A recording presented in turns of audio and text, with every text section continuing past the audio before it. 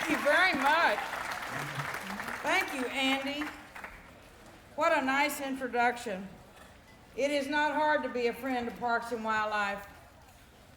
And one of the reasons it's not hard is the hardworking employees of this agency, people who truly are dedicated to parks and who are dedicated to wildlife, and a remarkable executive director, Andy Sansom, who is one of the best executive directors in the state of Texas.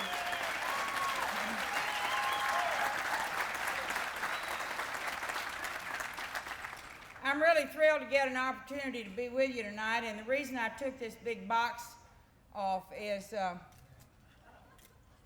I don't have my ego in being bigger, you know. And I wanted to be able to see what I was saying to you because I worked hard on this speech. I want you to know that I watched George W.'s plate as it left the table to make sure he ate all his broccoli.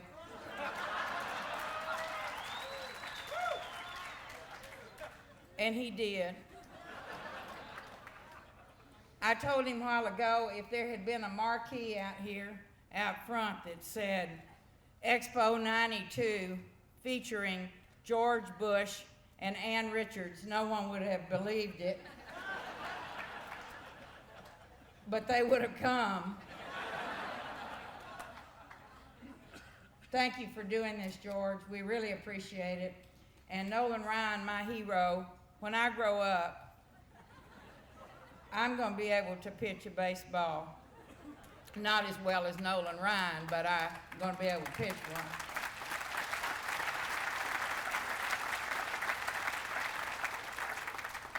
I want to congratulate Parks and Wildlife for the incredible job that you've done tonight in renting all these kids from Central Casting.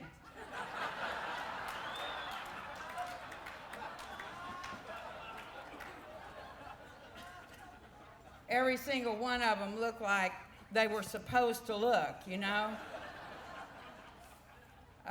My thanks too to Chevron. The last time I thanked Chevron was when they provided the steaks for Speaker for a Day for Gib Lewis, and Gib and I got a couple of bad lines in almost every newspaper in the state. So Gib, I'll fade this heat by myself and thank Chevron tonight for feeding us, and I think you ought to recognize them for that.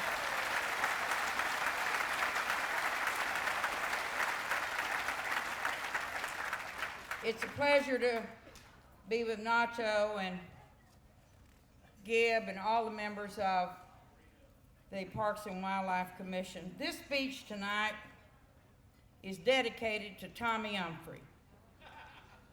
I know there are probably better turkey callers in the state of Texas, but I don't know them, okay? And I do know Tommy. Like a lot of you, I grew up hunting.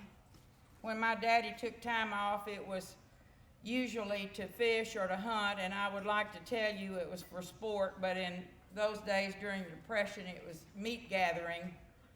And when he had an opportunity to hunt on a deer lease, he would take me with him. And for the past few years, I've gone pheasant hunting in the Panhandle, and I try to make the opening day of dove season in East Texas every year. To tell you the truth, though, doves are not particularly interested in you when you're accompanied by 37 members of the press on a flatbed hay trailer being pulled by a Jeep.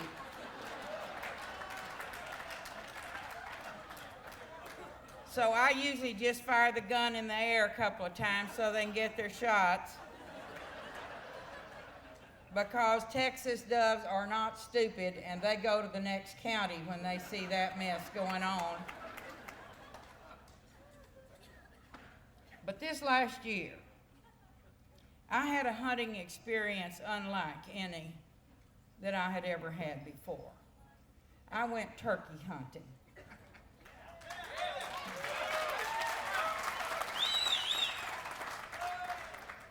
This speech is meant to be informative for those of you who have not experienced this joy.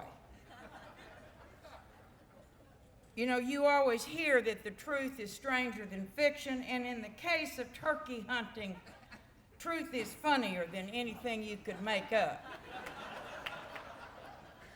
Now, I have always thought that deer hunting could occasionally be amusing. The aficionados may tell you that it's communing with nature. But what it really amounts to is getting up so early there is no oxygen so that you can be stuck in a tiny little room with grown men who tell the same stories they told last year, interrupted by a lot of yelling and foot stomping, which is a lot like what I do every day.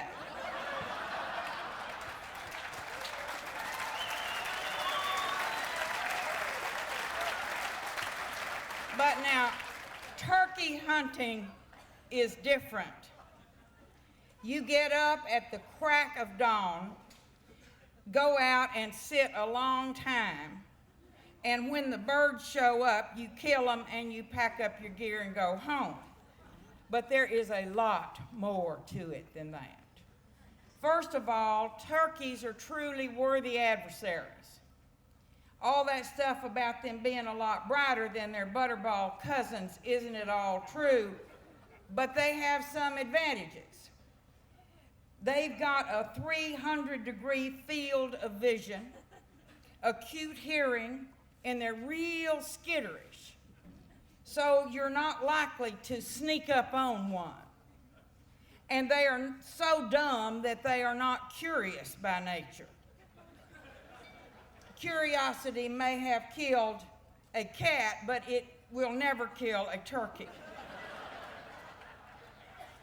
And they are a lot like human beings in that the main thing that does them in is a fatal attraction for the opposite sex.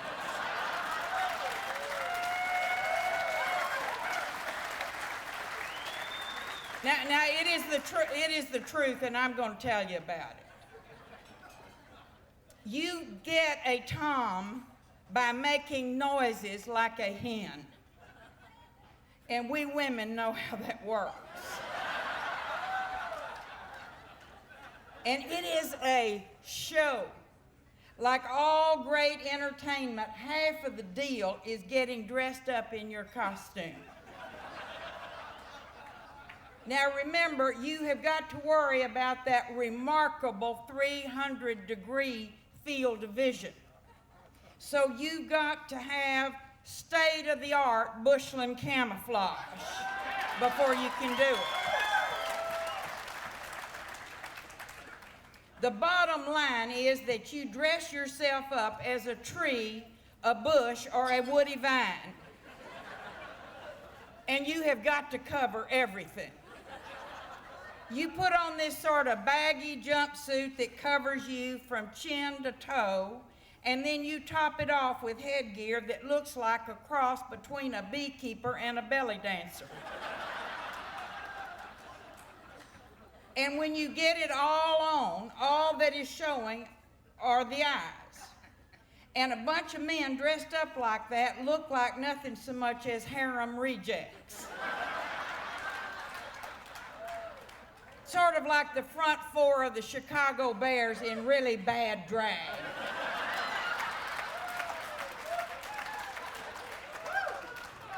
Well, anyway, you get yourself all gussied up, and then you go out to a clearing in a thicket where one of the guys blows up an inflatable blow-up doll that looks like a turkey hen. And for obvious reasons, on our hunt, Bob Armstrong got the job.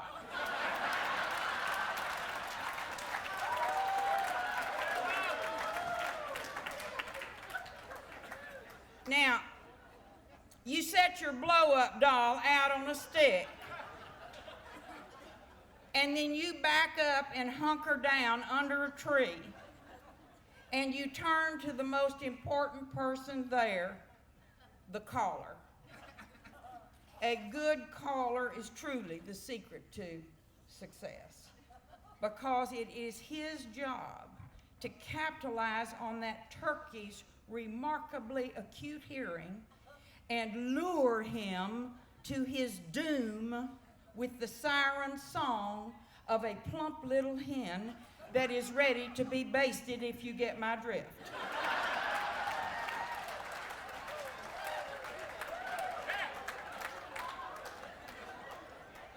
Now, he's got this little wooden box that he uses to make sounds like a female turkey. It's sort of a high-pitched sound, like, and then after a while, you hear a response, gobble, gobble, gobble, gobble, gobble. And then you go, and then you hear more intense, gobble, gobble, gobble, gobble, gobble. And with every call, the response gets more intense, more passionate, and more urgent. Now, I don't speak turkey, but even I could understand this conversation that was going on.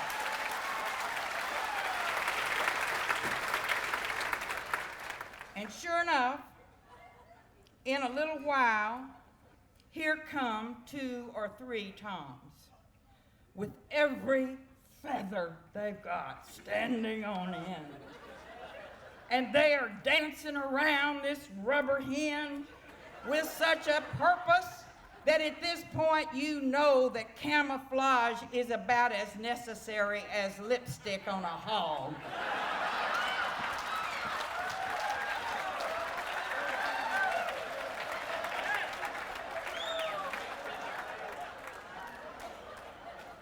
Because if that remarkable 300-degree field of vision doesn't tell them that they are strutting their stuff for a plastic decoy with a come-hither look, how in the world would they even remotely be aware of 4 trees, bushes, and woody vines hunkered down and packing more heat than they are?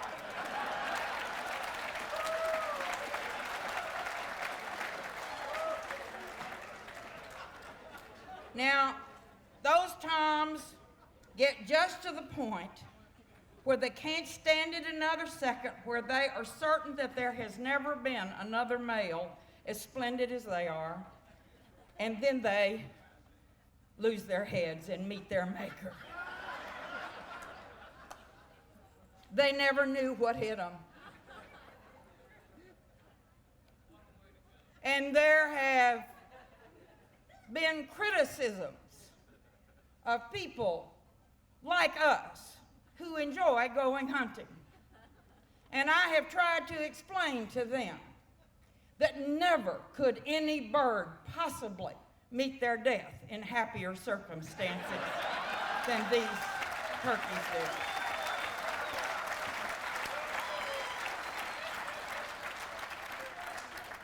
Now, of course, I'm proud to tell you I got mine, and I'm thankful for the experience because I am convinced that I learned 2 valuable political lessons. Number 1, don't commit yourself to the first turkey you hear.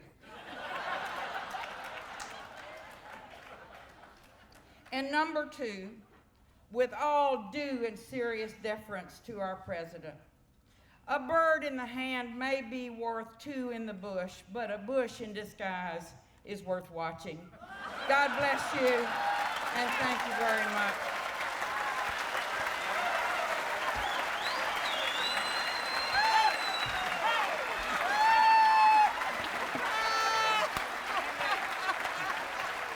You're right. He's got a smile on his face. Isn't that fabulous? Golly! Here, get over here.